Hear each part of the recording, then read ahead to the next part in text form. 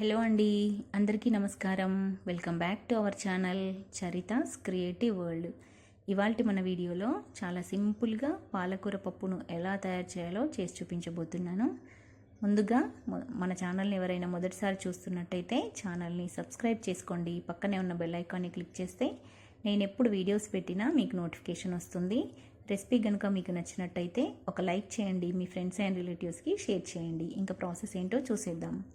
ఇక్కడ నేను ఒక కుక్కర్లో ఒక మీడియం సైజు తొగరపప్పుని వేసుకొని వాటర్ వేసి శుభ్రంగా 2 టైమ్స్ కడుక్కోవాలి.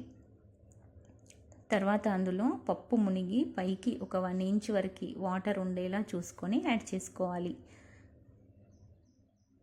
అప్పుడు పప్పు ఉడకడానికి వాటర్ పర్ఫెక్ట్గా సరిపోతాయి. తర్వాత ఇక్కడ నేను ఒక 8 పచ్చిమిరపకాయల్ని కట్ చేసి వేస్తున్నాను. ఒక 1/2 స్పూన్ పసుపు వేస్తున్నాను. ఒక 5-6 వెల్లుల్లిపాయల్ని, ఒక 1/2 స్పూన్ జీలకర్రని దంచి వేస్తున్నాను. ఇక్కడ ఈ పప్పును నేను మొత్తం పచ్చిమిరపకాయలతోనే చేస్తున్నానండి, కారం ఏమీ యాడ్ చేయట్లేదు. ఒకవేళ మీరు కారం యాడ్ చేయాలి అనుకుంటే పచ్చిమిరపకాయలు తగ్గించుకోవచ్చు.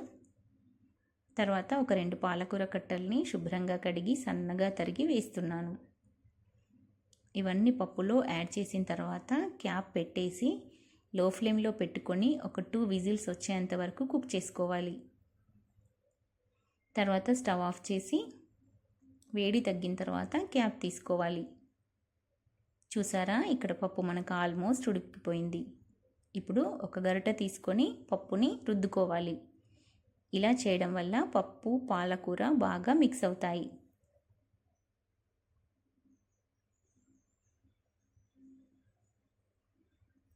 ఇప్పుడు స్టవ్ పైన ఒక బౌల్ పెట్టుకొని ఒక టేబుల్ స్పూన్ ఆయిల్ వేసి అది వేడైన తర్వాత 1/2 స్పూన్ ఆవాలు, 1/2 స్పూన్ జీలకర్ర, ఒక 2 ఎండుమిరపకాయల్ని కట్ చేసి వేస్తున్నాను. కొద్దిగా కరివేపాకును వేసాను. ఇప్పుడు ఈ పోపు బాగా వేగాక ఈ పోపును తీసి మనం ముందుగా ఉడికించి పెట్టుకున్నటువంటి పప్పు మిశ్రమంలో వేసుకోవాలి. పోపు వేసిన తర్వాత మిశ్రమాన్ని ఒకసారి బాగా కలుపుకోవాలి.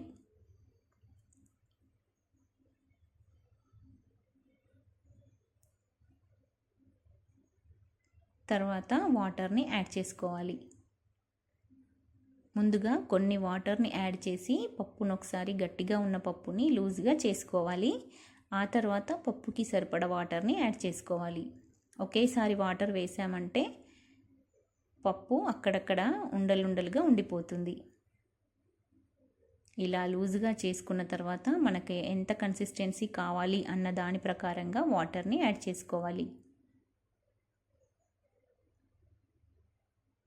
ఇలా వాటర్ యాడ్ చేసిన తర్వాత మిశ్రమాన్ని అంతటిని బాగా కలుపుకోవాలి. ఇప్పుడు పప్పుకు సరిపడా ఉప్పు, కారాన్ని యాడ్ చేసుకోవాలి.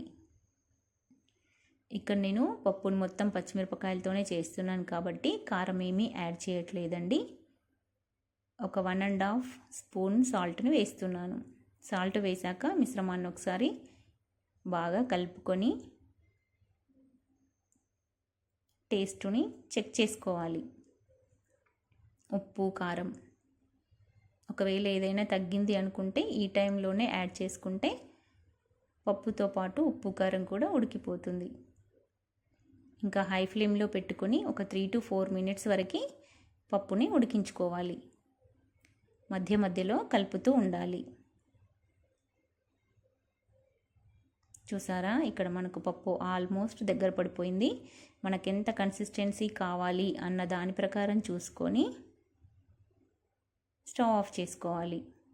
ఇంకా చివరిలో కొత్తిమీరని యాడ్ చేసి ఒకసారి మిశ్రమాన్ని కలుపుకొని స్టవ్ ఆఫ్ చేయాలి. ఇక్కడ నేను ఒక చిన్న నిమ్మకాయ రసంని కూడా యాడ్ చేశానండి, ఆ క్లిప్పింగ్ మిస్ అయింది. తప్పకుండా మీరు కూడా ఇలా వంటి ఆకుకూర పప్పుల్లో నిమ్మకాయ రసం వేసి చూడండి, చాలా బాగుంటుంది. ఇంకా డిష్ అవుట్ చేసేసుకోవడమే. ఏ కర్రీ లేకపోయినా వేడివేడి అన్నం, పాలకూర పప్పు ఉంటే ఊరగాయ చాలా చాలా బాగుంటుంది. Thank you for watching. మరో మంచి వీడియోతో మీ ముందుంటాను. బాయ్ అండి.